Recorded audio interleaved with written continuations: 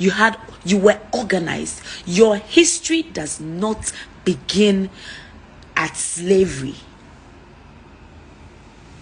When you believe that your history begins at slavery, that's when you believe that without Western influence, you cannot make it.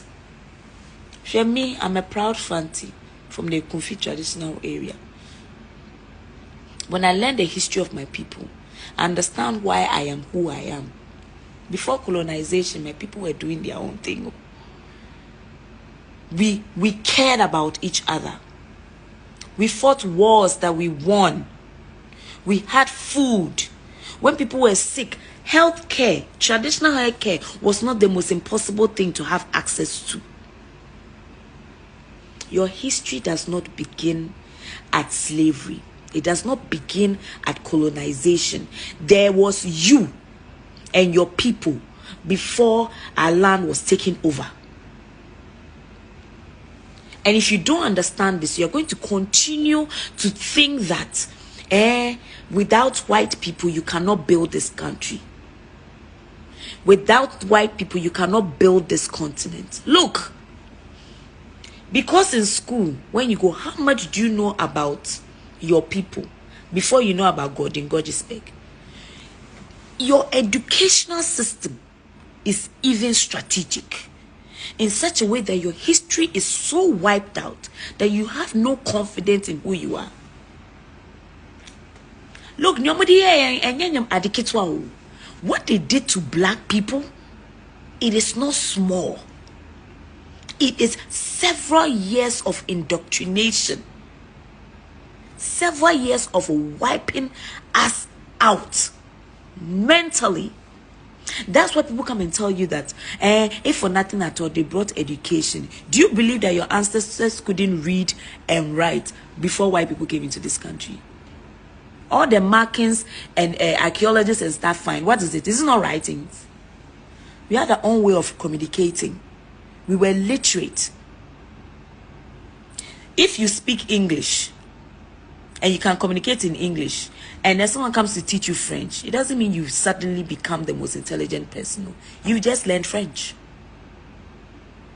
There are other countries, China and the rest, is it not Chinese that they learn? They're educated in Chinese. That the fact that they cannot speak English make them less intelligent. Share. We need to wake up, and it starts by reading. And I'm going to challenge all of you. The social media, everybody knows I enjoy social media. But if you are with me, you know that more than anything, I enjoy research. Even if you write some English I don't understand, I'll go and Google it. Learn your history. There are things they will not teach you in school. Find your pride, African people. Find what it is. Find your identity. Because when you don't know who you are, you don't know where you are going. We don't know where we are going. Because we don't even know where we came from. You might think that I'm different from a lot of people. It's because I have a lot of pride in who I am. You can't tell me nothing. Yes, I have my bad days. I have my days where I question myself. I have my days when I'm not the most confident. But one thing you can never come and tell me is put me down. Especially as a black woman. You can't. And that's what we need. We'll go to a negotiation stage. Look at the resources we have in Africa. But you go to negotiating tables with your hand behind your back. Someone is going to take something away from you. And then you will ask them how much. You won't say this is how much I'm charging you. You say how much do you want to buy it? Because you don't have faith and you have fear. Let me tell you about fear. Sorry, my points are all over the place because it's just freestyle. Let me tell you about fear and how they control us with fear. They control us with fear because the world has become such that African leaders feel like if they speak against or they take a certain stand, they'll put sanction on you. They'll cut this off. They'll control it. They do this. They do this. They do that. See, let me tell you something about my career. Everybody knows me. I have no problem losing a job. Because I'm like, the job, then it's not mine.